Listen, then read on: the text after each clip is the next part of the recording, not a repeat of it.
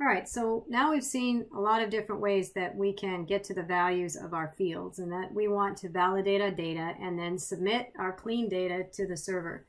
So in this video, I'm going to show you two different ways that you can validate and then submit your data. So let's just get started here. We have a very simple form that's got one input box at the moment. It's just a text box with a placeholder of first name showing up here, and then name. Looks like I have a send box, but I don't actually have a send. So let's put an input. Now there's two different ways that you can do an submit, but let's just do a button. Input type equals button. Let's do it this way for now.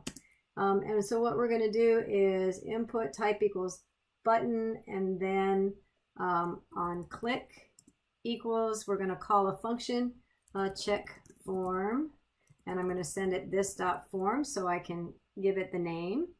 And let's see, I guess we have to put a value equals send. Okay, so let's look at that and see if that works. Okay, so now I have a button that doesn't do anything by itself until I give it some JavaScript code. So in here, let me save that. Seems like, yep, okay. So now we're gonna write a script, and we need to create that function. And we said we were going to call it, what did I say we're going to call it? We're going to call it check form, and then I need to receive the form, and we're going to do something with it.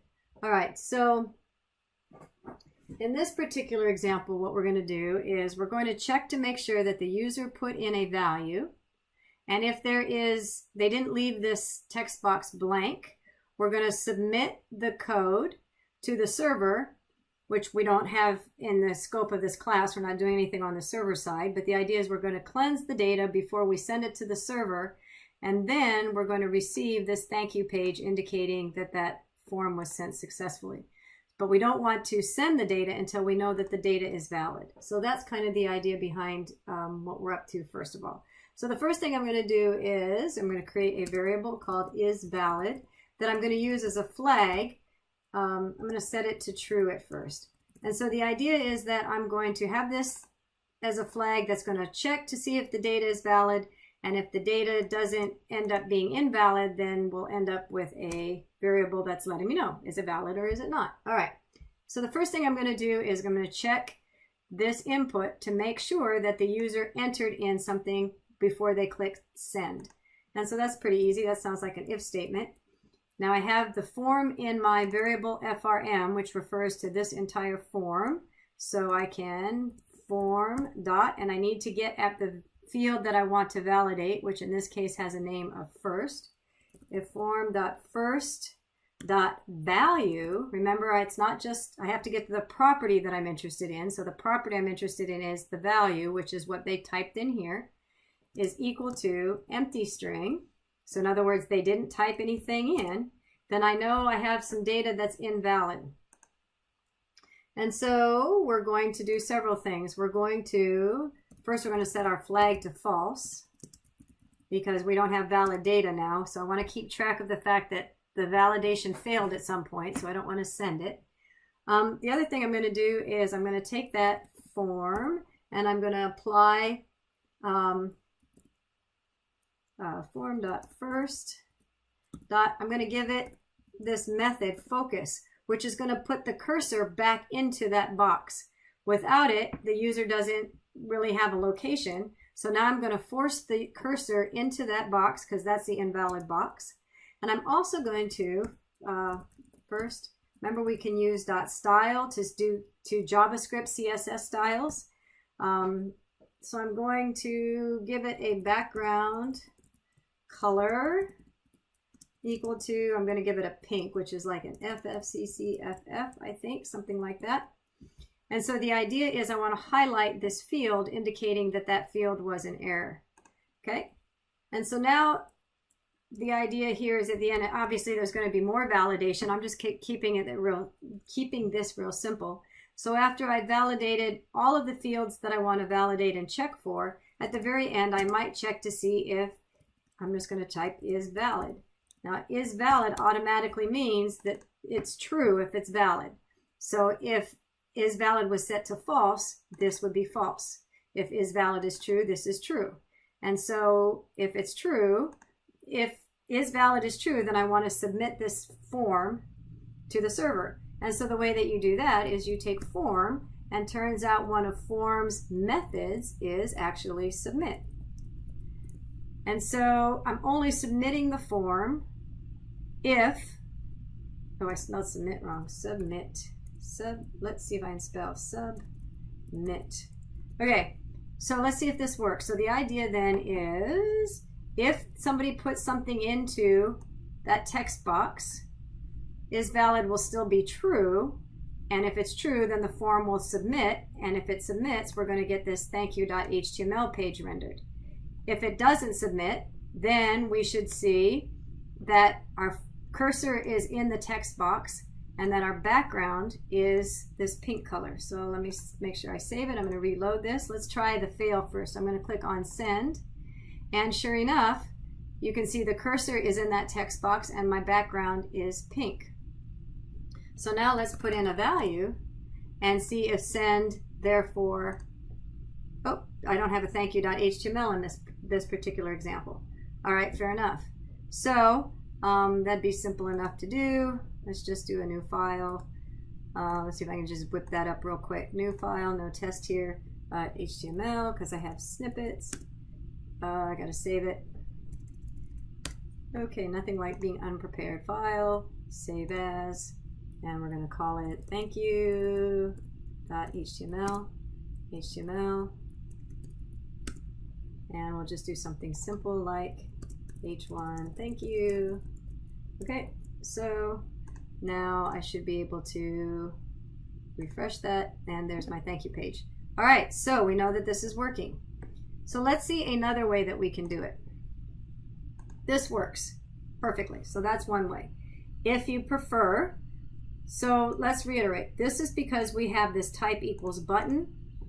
We put an on-click event that called some JavaScript code, and that JavaScript code was responsible for actually using this submit method to submit the form, which sends all of the data, that reminds me, which sends all of the data to the server and then returns this thank you page.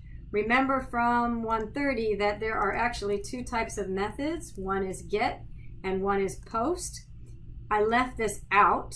I didn't put anything in it, which means the default is get, which means that when I send this data, let's just look at this screen real quick, that data is sent as part of the URL string. So that data was sent with the question mark followed by the name of that field, which was first right here, the key value pair equals, and the value that the user entered. So by default, this is sending it as a get method. If we had sent it as a post, method equals post. Let's just verify this information. So if I shift and refresh, now I'm going to put in the name and spell my name wrong. And then when I submit now, you'll see that that key value pair is not in the URL string. So remember that post is a little bit more secure and it's sent in the body of the request. If we leave it off or we put in the word get, the key value pairs will be sent in our URL string. So I'm just going to leave it off just for, I don't know, for no good reason. Okay, so good, okay. The other way that you can send data is with the following. If you put in, I'm just going to comment this out. I think I'm going to comment it out. Nope. Okay, so another way that you can submit data, we use the input type button on this one. But now let's try input type equals submit. Okay, and then I'm going to do an on click just like we did before. On click equals check form, and we did this dot form, and then we did value equals click. I'm just going to give it a different value just for clarity. Now let's refresh this so I can see the new send. It is click. Okay, now here's the difference. with a button, when we use button doesn't know to do anything. All button does is provide us with this cute little box that we give JavaScript code to that does something when the user clicks on it. We apply JavaScript to this type button. Now type submit is different. Type submit knows its only job is to submit. That's what it's going to do. It's not going to be smart enough to sit and wait to see if we validate or to make decisions. Its job is simply to submit. It doesn't know anything better. And so here's what we have to do if we're going to use type submit. We have to change this up a little bit. So what we're going to do now is, instead of just on click equals check form, I'm going to put this word return. Okay, and now, wait, what? Okay, don't worry. So now what we're going to do here is, instead of doing this is valid, okay, so I'm going to comment that out.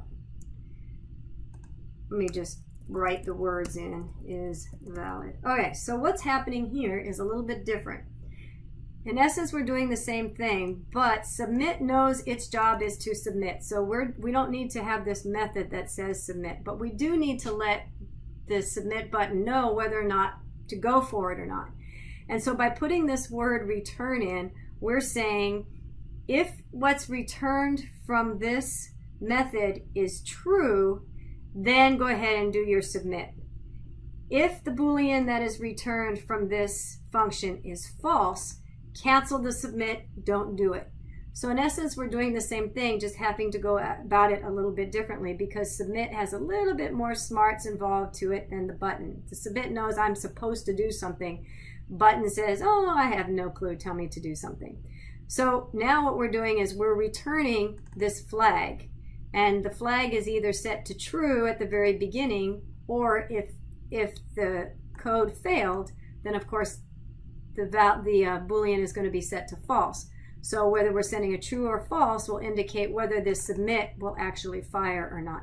So this is doing the same thing, but we have to go about it a little bit differently depending on which you chose to use, whether you used a button and then you forced the submit with the submit method, or you allowed the submit type to go ahead and submit it as long as you let it know it was okay to do so. So let's just verify that this is going to work. It's always good before I end the video to make sure I ended with something that is actually functional. Let's refresh this. So I have a fresh screen. Shift and refresh gives me a blank screen. And now I'll go ahead and hit click.